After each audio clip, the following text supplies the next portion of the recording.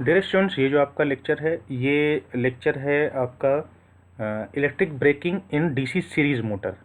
ठीक है, ये जो आपका है ये है आपका इलेक्ट्रिक ब्रेकिंग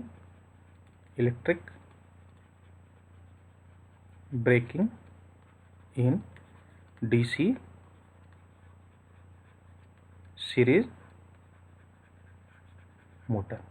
ठीक है, ये लेक्चर इसके ऊपर है आपका कि अगर आपके पास डीसी सीरीज़ मोटर है तो उसमें हम इलेक्ट्रिक ब्रेकिंग जो है हम कैसे अप्लाई करते हैं। इसके पहले का जो लेक्चर था वो एक ओवरऑल था कि ब्रेकिंग क्या होता है, कितने तरह का होता है, मेन पर्पस क्या होता है। अब हम उसको पर्टिकुलराइज कर रहे हैं, या इसको कहिए कि हम उसको एक पर्टिकुलर डायरेक्शन में हम स्टडी कर रहे हैं कि अब जब हम electric braking DC series motor में अप्लाई करेंगे तो क्या होगा। तो अगर आपको इसके पहले का लेक्चर अगर समझ में आ गया होगा तो अब आपको ये सारे लेक्चर बहुत ही इजी लगने वाले हैं। क्यों? क्योंकि हमने बेसिक पढ़ रखा है कि प्लगिंग में क्या करते हैं, रिस्टैटिक में क्या करते हैं, रीजनरेटिव में हम क्या करते हैं। बस अब जैसा मोटर है वैसा उसका कनेक्शंस हो जाएगा, बस यही चेंज आएगा। तो अगर हम प्लगिंग की बात करें डीसी सीरीज़ में तो क्या होता है कि इसमें जो आपका फील्ड वाइंडिंग है इसका हम कनेक्शन को हम रिवर्स करते हैं। रिवर्स करने के साथ हमें एक चीज़ ध्यान देना होता है कि जो करंट का डायरेक्शन है फील्ड वाइंडिंग में वो चेंज ना करे। ठीक है, तो हमारा मेन मोटिव क्या होता है कि direction of current in field winding before and after the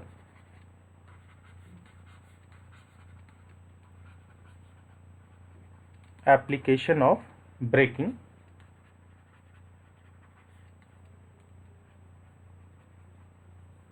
should not change।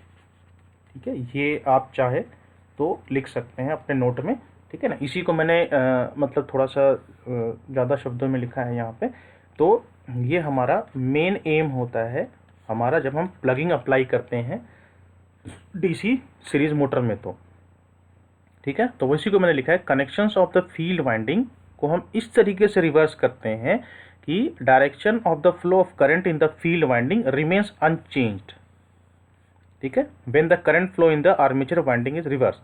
मतलब आर्मेचर का जो है उसमें अगर आपका करंट रिवर्स कर रहा है तो आपका फील्ड वाइंडिंग का जो करंट है उसका रिवर्सल नहीं होना चाहिए। मेन एम ये है, मतलब आर्मेचर में भले ही वो हो जाए, रिवर्सल हो जाए, लेकिन फील्ड वाइंडिंग में रिवर्सल नहीं होना चाहिए करंट का।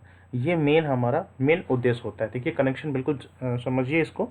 यहाँ पे देखिए, यहाँ पे फील्ड वाइंडिंग में करंट ऐसे आ रहा है, ठीक है, ये ऐसे करके, और यहाँ पे देखिए ये है आपका बिफोर प्लगिंग। ठीक है, ये है आपका बिफोर प्लगिंग, ये है आफ्टर प्लगिंग, या फिर आफ्टर कह लीजिए, या फिर आप कह लीजिए ड्यूरिंग कर लीजिए, है ना। ये है आपका ड्यूरिंग प्लगिंग, ये है आपका। ठीक है, ये हमारा जो है कनेक्शंस ऐसे होता है। अब आपको समझ में आ गया। अब देखिए, क्योंकि पहले का लेक्चर अगर आपने देखा होगा तो ये बिल्कुल ही आसान लग रहा होगा कि इस एग्ज़ाम में अगर आए कुछ नहीं करना, ये 2 डायग्राम बनाना है और ये 2 लाइन आपको लिख देना है। अब क्या होता है कि अगर नॉर्मल ऑपरेटिंग कंडीशन में the direction of back EMF is opposite to the direction of the applied voltage, लिख, है ना, और जो मैग्नीट्यूड ऑफ बैक ईएमएफ है वो लगभग बराबर होता है अप्लाइड वोल्टेज के, तो वो बैलेंस कर देता है आपस में, है ना। तो ईबी है आपका, ईबी का जो मैग्नीट्यूड है ना, it is approximately same as the supply voltage और अप्लाइड वोल्टेज, जो भी कह लीजिए आप। ठीक है, और जो आपका डायरेक्शन है वो अपोजिट होता है। लेकिन प्लगिंग में क्या होता है, प्लगिंग के टाइम पे क्या होता है कि ईबी का और अगर हम वीएस सप्लाई वोल्टेज ले लेते हैं, इन दोनों का जो डायरेक्शन है ना, इन दोनों का जो डायरेक्शन है वो सेम होता है। अब सेम होने की वजह से क्या हो जाएगा कि आपका जो अप्लाइड वोल्टेज, जो नेट वोल्टेज जो अपीयर होगा टर्मिनल के क्रॉस में, वो डबल हो जाएगा। सोच के देखिए, जैसे कि मान लीजिए कि आपका सप्लाई वोल्टेज V है ना, और बैक ईएमएफ ईबी है। तो इस केस में क्या हो रहा है, वी और ईबी जो है उनका डायरेक्शन जो है वो ऑपोजिट है ना, डायरेक्शन इज ऑपोजिट। लेकिन यहाँ पर यानी कि जो भी वो नेट एपियर होगा वोल्टेज वो वी माइनस ई बी होगा। लेकिन अगर दोनों का डायरेक्शन सेम हो जाए तो वोल्टेज जो एपियर होगा वो वी प्लस ई बी हो जाएगा। तो यानी कि ये जो डबल वोल्टेज जो हुआ है आपका, इसकी वजह से एक बहुत ही ज़्यादा इनरश करंट फ्लो होता है। तो उसी इनरश करंट को लिमिट करने के लिए हमने ये रेजिस्टेंस यूज़ कर रखा है।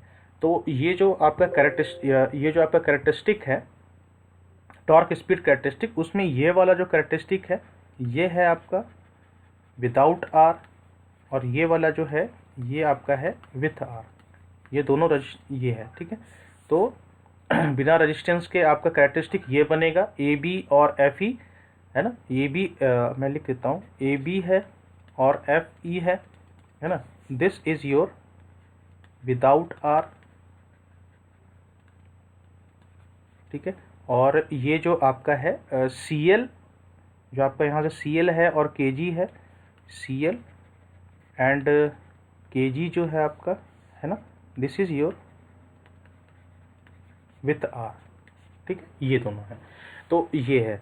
तो ये दोनों कैरेक्टरिस्टिक आपको एग्जाम में बनाना। तो अगर आपका एग्जाम में अगर पर्टिकुलर पूछता है कि explain the plugging of your DC series motor, तो आपको कुछ नहीं करना है, ये डायग्राम बनाना है, ये डायग्राम बनाना है, ये डायग्राम बनाना है, और बस इतना लिख देना है। तो मेन एम हमारा क्या है plugging of DC series motor में, कि हम कनेक्शंस को ऐसे हम चेंज करें ताकि फील्ड वाइंडिंग में जो करंट फ्लो हो रहा है उसका डायरेक्शन ना चेंज करे कभी भी। ये हमारा मेन मोटिव होता है। अब रियोस्टैटिक ब्रेकिंग में, अब देखिए, अगर इसके पहले का लेक्चर आपने देखा होगा तो अब आपको समझ में आ गया होगा कि हम रियोस्टैटिक ब्रेकिंग में क्या करने जा रहे हैं।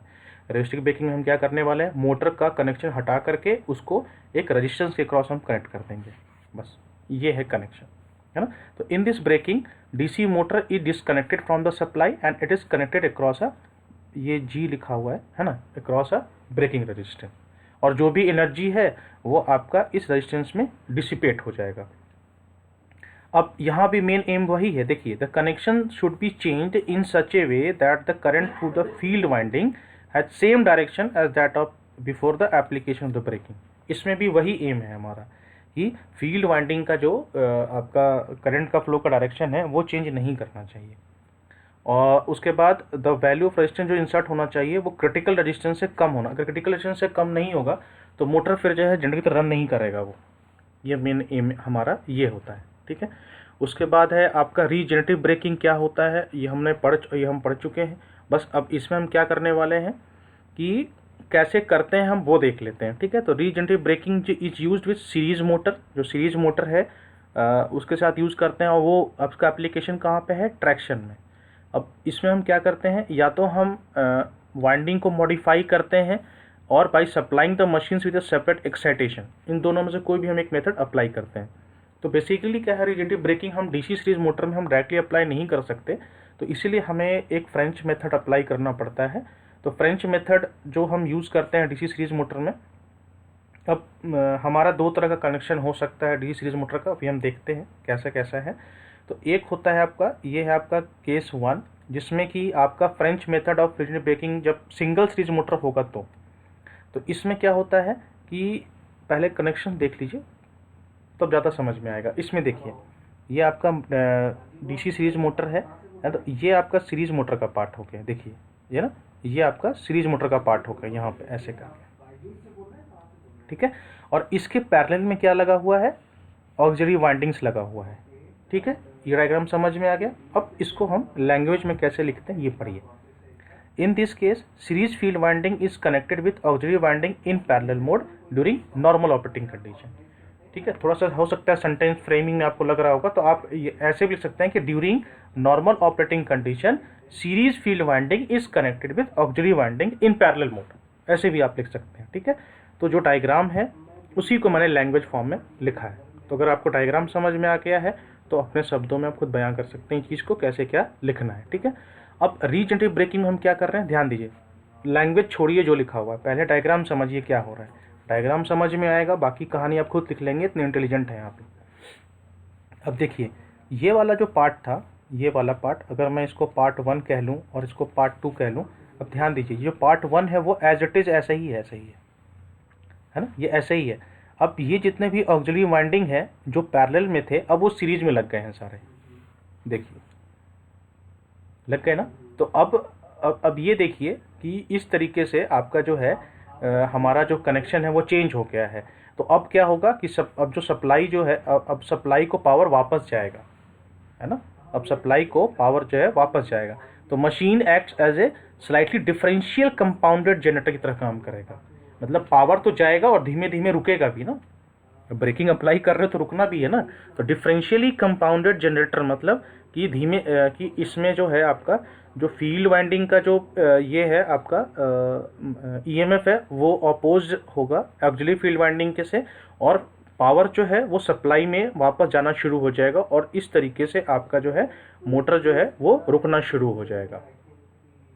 ठीक है, ये है आपका। उसके बाद दूसरा है केस नंबर 2 है कि अगर आपके पास मोर देन वन मोटर है ना, if you have more than one मतलब you have several motors in parallel हैं, तो कैसे हम करेंगे। तो इसका कनेक्शन देख लीजिए, ये सब सीरीज़ हैं आपके, ठीक है, ये सारे जितने हैं ये सीरीज़ मोटर हैं आपके। तो 4 अगर लगे हुए हैं तो इनको हम करेंगे क्या, during normal operation DC series motors are connected in parallel, है ना, ये आपका नॉर्मल कंडीशन है। और इसमें जब हम रीजनरेटिव ब्रेकिंग अप्लाई करेंगे तो जितने भी मोटर हैं, है ना, वो सारे पैरेलल में कनेक्ट हो जाएंगे। देखिए सबका आर्मेचर पैरेलल में कनेक्टेड है, और सारे का फील्ड वाइंडिंग जो है ये रेजिस्टेंस है, इसको हटा दीजिए। सारा फील्ड वाइंडिंग जो है वो सीरीज में लग गया है, लेकिन एक फील्ड वाइंडिंग जो है वो पैरेलल में लगा हुआ है सबके। बस यही लिखा है मैंने यहाँ पे कि of all the motor except one field winding. ठीक है बेटा, तो बेसिकली इसमें भी हो वही रहा है, इसमें भी हो वही रहा है जो हम पहले वाले में कर रहे थे, अगर आप गौर करिए तो, है ना। बस यहाँ पे ये है कि हमने ऑक्सिलरी वाइंडिंग को यूज़ नहीं किया है। वो इसलिए नहीं यूज़ किया क्योंकि हमारे पास वैसे ही इतने सारे मोटर्स पैरेलल में लगे हुए हैं कि हम उसी के फील्ड वाइंडिंग को हम एज ए ऑक्सिलरी वाइंडिंग और सीरीज वाइंडिंग हम यूज़ कर रहे हैं। मतलब ऑक्सिलरी वाइंडिंग नहीं बना रहे हैं, मतलब मेरा कहने का मतलब अगर आप दोनों क्या कहते हैं, दोनों के वर्किंग के या फिर कई दोनों केस को कंपेयर करेंगे तो हो वही रहा है। बस एक में क्या था, हमारे पास मोटर अकेला था तो इसलिए हमें ऑक्सिलरी वाइंडिंग की ज़रूरत पड़ी है। इस केस में मोटर अकेला नहीं है, इस केस में मोटर 4-5 मोटर लगे हुए हैं। तो हमने क्या किया है कि एक का जो वाइंडिंग है, एक का जो फील्ड वाइंडिंग है उसको हमने यहाँ रख दिया है, और बाकी का जो फील्ड वाइंडिंग है ये इसको हमने सीरीज में कनेक्ट कर दिया है और रेजिस्टेंस लगा दिया है। तो इस तरीके से आपका जो है पावर जो है वो सप्लाई को वापस चला जा रहा है। ठीक है, तो ये बहुत ही छोटा लेक्चर था मेरा, जिसमें कि हमने डिस्कस किया कि हमारा ब्रेकिंग सिस्टम जो हम डीसी मोटर में कैसे अप्लाई करते हैं। अगर आपको इसके जो जस्ट पहले का लेक्चर जो मैंने दिया है इलेक्ट्रिक ब्रेकिंग के ऊपर, अगर वो समझ में आ गया होगा तो आपको कॉन्सेप्ट सब समझ में आ जाएगा। बस हमें अब याद क्या करना है, इसमें हमें याद करना है कि डायग्राम क्या बनाना है, कनेक्शंस कैसे दिखाना है, और 2-3 चीज़ें एक्स्ट्रा क्या लिखनी है हमें। बाकी सारा कुछ जो है आपका वही कॉन्सेप्ट चल रहा है। ठीक है, सो इसके बाद का जो लेक्चर होगा आपका वो इंडक्शन मोटर के ऊपर होगा, उसका ब्रेकिंग हम कैसे अप्लाई करते हैं, और वो आपका जो है इलेक्ट्रिक ड्राइव्स का जो होगा वो अप्रॉक्सीमेटली लास्ट लेक्चर होगा। ठीक है, so thank you so much for watching this video.